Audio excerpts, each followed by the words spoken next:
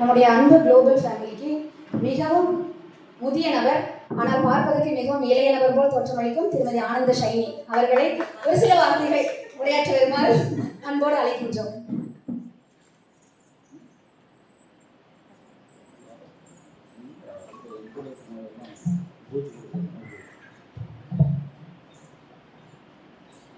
பிறந்து சிறந்த மொழிகளிலே சிறந்தே பிறந்த நம் தாய்மொழியான தமிழ் மொழியின் பாதங்களை தொட்டு வணங்கி துவங்குகிறேன். அனைவருக்கும் என்னுடைய இனிய வணக்கங்களை தெரிவித்துக் கொள்கிறேன்.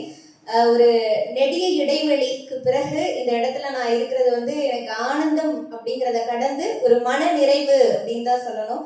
அப்படி ஒரு மன நிறைவான தருணத்தை ஏற்படுத்தி கொடுத்த, எப்போதுமே என்னுடைய வீடாக தான் இந்த இடத்த நான் நினைக்கிறேன். அப்படிப்பட்ட அன்பு குளோபல் குடும்பத்திற்கு என்னுடைய வணக்கங்களை தெரிவித்துக் கொள்கிறேன். இன்னைக்கு நிகழ்வு தொடங்கும் பொழுதே சொன்ன மாதிரி இன்றைய கதாநாயகி அப்படின்னு சொன்னாங்க. என்னைக்கு திருக்குறளை எடுத்து அதன் மூலமாக கருத்துக்களை இந்த சமூகத்துக்கு சொல்லணும் அப்படின்னு நினைச்சாங்களோ அந்த முதல் திருக்குறள் பதிவிடும் பொழுதே அவங்க கதாநாயகி ஆகிட்டாங்க. என்னுடைய அன்புக்குரிய அக்கா அவர்களுக்கு வணக்கங்களை தெரிவித்துக் கொள்கிறேன். மேடையில வீற்றிருக்கக்கூடிய 2 பெரும்பான்மையான சிறப்பு விருந்தினர்கள் அப்படின்னு தான் சொல்லணும். அதுல மேடம் சொல்லணும் அப்படின்னா, அவர்கள் பேசி நான் கேட்கல, அவங்களுடைய பாடலை தான் முதல்ல கேட்டேன். மேடையிலேருந்து கீழே இறங்கினதுக்கு அப்புறம் அவங்க பேசினாங்க, அதுவுமே பாடுற மாதிரியே இருந்ததுங்க மேடம். அப்புறம் தான் தெரிஞ்சது அவங்க பேசினாலும் இசை, பாடினாலும் இசை அப்படின்னு சொல்லிட்டு, அப்படி ஒரு இசை வள்ளலாக, இசை புயலாக நம்முடைய அன்பு குளோபல் குடும்பத்தில் வலம் வந்து கொண்டிருக்கிற சிறப்பு விருந்தினர் அம்மையார் அவர்களுக்கு என்னுடைய வணக்கங்கள். இன்னொரு சிறப்பு விருந்தினரை பற்றி சொல்லணும் அப்படின்னா, எங்களுடைய கல்லூரியில தமிழுக்குன்னா ஒருத்தர், ஆங்கிலத்துக்குன்னா ஒருத்தர் நாங்கள் அடையாளத்தை சொல்லுவோம். அப்படி தமிழாக இருந்தாலும் சரி, ஆங்கிலமாக இருந்தாலும் சரி, 2லையுமே ரொம்ப சுறுசுறுப்பாக சிரித்த முகத்தோடு பயணிக்கக்கூடிய எங்களுடைய கல்பனா அம்மையார் அவர்களுக்கு என்னுடைய வணக்கத்தை தெரிவித்துக் கொள்கிறேன்.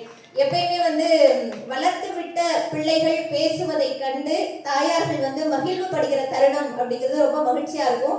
வளர்த்து விட்டவங்க முன்னாடி நாங்க பேசுறதுக்கான வாய்ப்புகள் கிடைக்கிறது அப்படிங்கிறது கல்லூரி காலத்தோட முடிஞ்சு போயிடுச்சு. ஆனா இங்கே அப்படிப்பட்ட தருணம் நடக்கும் அப்படின்னு நான் நினைக்கல. அப்படிப்பட்ட தருணம் கிடைச்சது எனக்கு ரொம்ப மன மகிழ்ச்சியாக இருக்கிறது மேடம். அதை கடந்து இந்த மாதிரியான சாதனை நிகழ்வு எப்ப பண்ணுவாங்க அப்படின்னா, அந்த சாதனையெல்லாம் பண்ணி முடிச்சதுக்கு அப்புறம், நிறைவடைஞ்சதுக்கு அப்புறம் தான் எல்லாருமே பண்ணுவாங்க. ஆனா 900 திருக்குறள் வந்த உடனே இந்த மாதிரியான சாதனையை அவங்க நெருங்க போறாங்க அப்படிங்கிறத சொல்லிட்டு பாராட்டணும் அப்படின்னா அதுக்கு ஒரு பெரிய குணம் இருக்கணும். அப்படிப்பட்ட குணம் வாய்ந்த நம்முடைய குடும்பத்தின் நிறுவனராக பயணிக்கக்கூடிய என்றும் அன்புக்குரிய அக்கா உஷா அக்கா அவர்களுக்கு நான் மனமார்ந்த நன்றிகளை நான் தெரிவிச்சுக்கிறேன். ஒரு செயலை செய்யறோம் அப்படின்னா இந்த சமூகம் பாராட்டுமா அப்படின்னு கேட்டா, பாராட்டுறதுக்கு 10 பேர் இருந்தா இதை வேண்டாம், இதெல்லாம் தேவையில்லாத வேலைன்னு சொல்றதுக்கு 1000 பேர் நிச்சயமாக இருப்பாங்க. அந்த 1000 பேர்ல ஒருத்தரா இல்லாம 10 பேர்ல ஒருத்தரா இருந்து அந்த 10 பேருக்கும் தலைவர்களுக்கெல்லாம் தலைவராக நீங்கள் திகழ்ந்துட்டு இருக்கீங்க அப்படின்னா அது உண்மையாலே பெரிய விஷயம் அக்கா. உங்களுக்கு வாழ்த்துக்களை தெரிவிச்சுக்கிறேன். இந்த நிகழ்ச்சி நான் பேசுறதுக்கு முன்னாடி எல்லாரும் பேசுறத நான் கேட்கணும் அப்படின்னு சொல்லி நினைச்சேன்.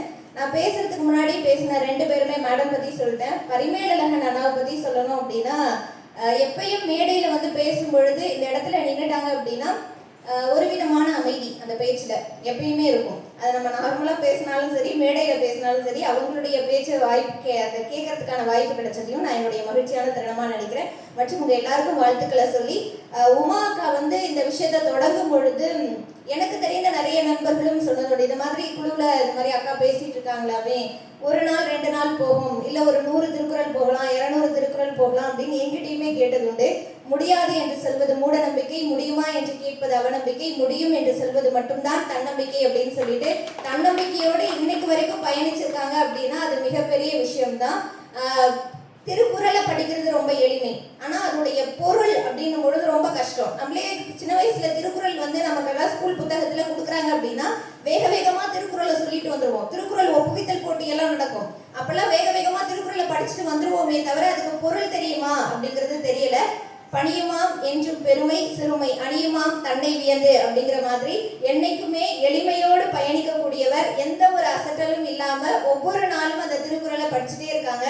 இந்த வரிகள் சொல்லுவாங்க, இந்துவாக பிறந்தால் ஒரு முறையாவது பகவத்கீதையை படித்திருக்க வேண்டும், கிறிஸ்தவனாக பிறந்தால் ஒரு முறையாவது முழுமையாக பரிசுத்த வேதாகமத்தை படித்திருக்க வேண்டும், இஸ்லாமியராக பிறந்தால் ஒரு முறையாவது குரானை முழுமையாக படித்திருக்க வேண்டும் சொல்லுவாங்க. ஒரு மனிதன் மனிதனாக வாழ வேண்டும் என்றால் தன்னுடைய வாழ்நாளில் ஒரு முறையாவது திருக்குறளை முழுமையாக படித்திருக்க வேண்டும் அப்படின்னு சொல்லுவாங்க.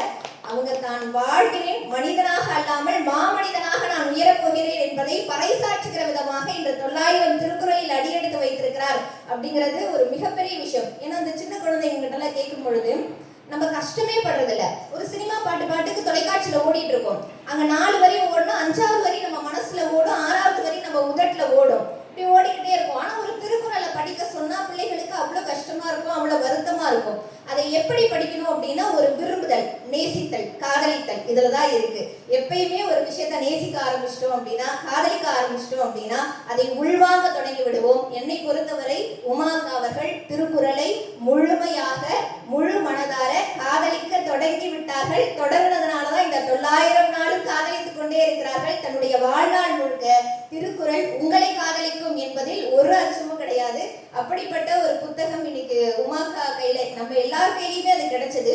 ஆனா ஒவ்வொருத்தர் அதை எடுத்துக்கிற விதம் ஒவ்வொரு மாதிரி இருக்கும். உமாக்கா மிக சிறப்பாக அதை கையாண்டு கொண்டு இருக்கிறார் அப்படின்னு தான் சொல்லணும்.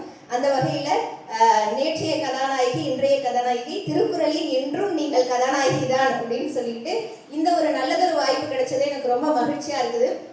ஏன் அப்படின்னா என்னுடைய திருமணத்துக்கு அப்புறமா நான் இந்த மேடையை சந்திச்சேன்.